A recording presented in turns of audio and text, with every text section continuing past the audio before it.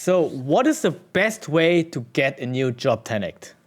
Well, that's first of all a fucking vague ass question.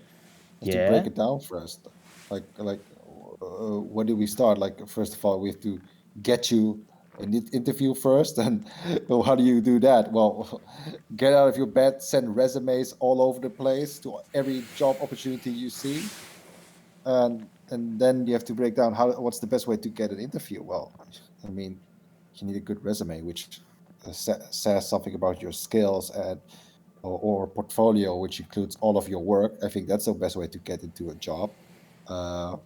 Next question is, but what if you don't have that? So Yeah. What if you have no skills yet? You are totally bloody beginners you are working as an architect and now you want to become a programmer and you're looking for a job. Apply for traineeship if possible. Without any experience? It's possible. Yeah, it is possible. Because I know people who have done it like that in my companies, but it's not like every company will be the same. It's about the connections as well. Connections as well. If you have someone who can draft you in, if you know someone that could really help to get a job, and let's assume you have an interview, and the best way to land the job is to nail the interview. And how do you nail the interview? Well, first of all, be confident. Know how to sell yourself. Confidence plays a huge role in interviews. If you, especially, confidence. This is my personal alpha. Just be sure to not talk too slow, because slow talkers tend to be slow thinkers, and then you'll bore the interviewer. You'll bore the interview out. At least that's my opinion. Yeah, but also don't talk too much. Don't talk too much. Don't talk too much. Speak on point. Pretend. Yeah. Don't pretend you know everything, because I know in my interviews, if they said something, yeah, but you could also do it like this, or have you ever thought about this? And I'll be like, no, I haven't, but I could consider it next time on when I have this problem. You have to be able to own the things you don't know, and interviews. I think confidence is just a major factor in interviews. Knowing how to sell yourself, articulating well, and show that you're a person that is willing to learn. Also, always helps.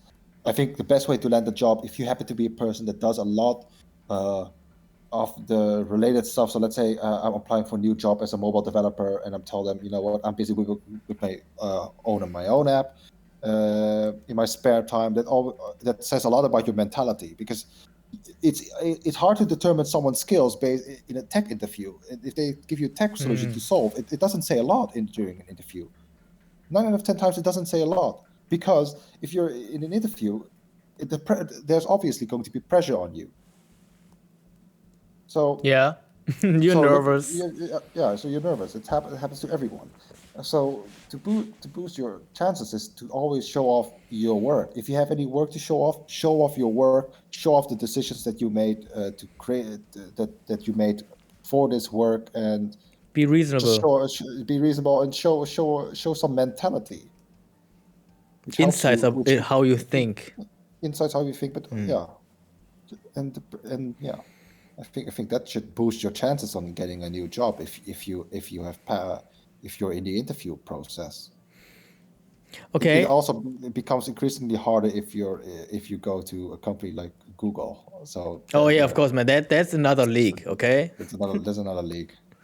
I totally understand what you're saying, because your streak is like 100% success, right? In getting a new job and winning the interviews. But I'm also talking about the first step before the interview. Like, I'm sitting at home, I want to become an architect, or I want to become a programmer, or I don't know what else, engineer in machinery industry or something. And I think one thing which I always would do is to ask around your friends, or have good friends actually who are working in those fields, and ask if they have somebody or some places where you could go into. But I think that's what we can talk about in another episode. So thank you for that one, Tanek, and say your last famous words. Sell Bitcoin.